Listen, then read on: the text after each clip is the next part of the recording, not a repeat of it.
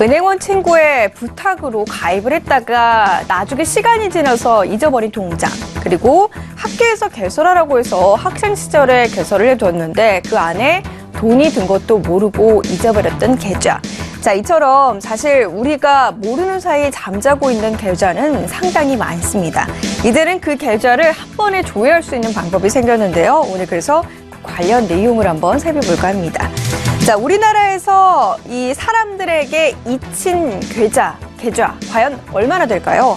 작년 말 기준으로 잊힌 계좌를 찾아봤더니 전체 개인 계좌의 44.7%인 1억 3만 개 가량이 모두 사람들로부터 잊혀진 잠자는 그런 계좌였다고 합니다. 잔액 같은 경우는 14조 4천억 원에 이른다고 하는데요.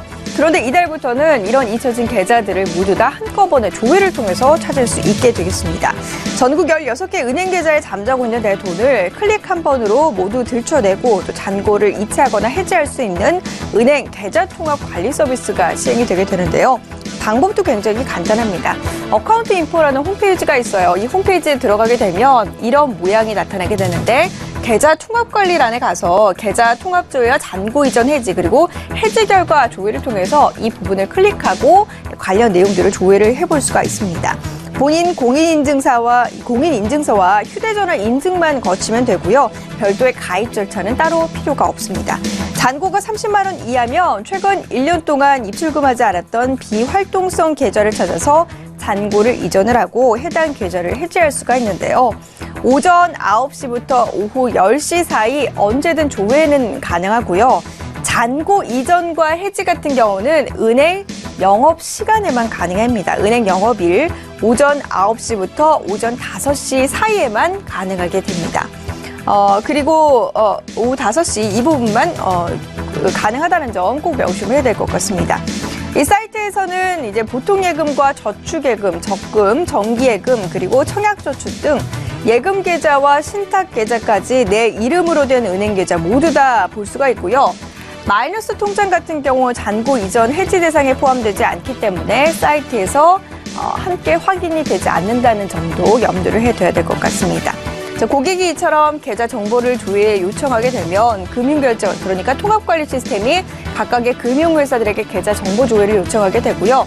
계좌 정보 조회 결과가 나타나게 되면 각 개인에게 계좌 정보와 관련된 내용들을 알아볼 수 있게 알리는 것입니다.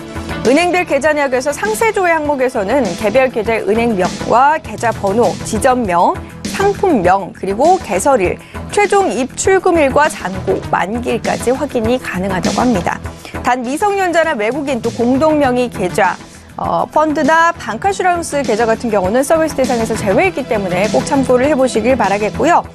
이 홈페이지를 통해서 계좌 해지나 잔고 이전 또는 서민금융진흥원에 기부를 할 수도 있습니다. 어카운트 인포 시행 하루 만에 지금 779만 원이 잔고가 기부가 됐다고 하니까요. 혹시나 또 기부 생각이 있으신 분들은 이 부분을 활용해 보시는 것도 괜찮을 것 같습니다.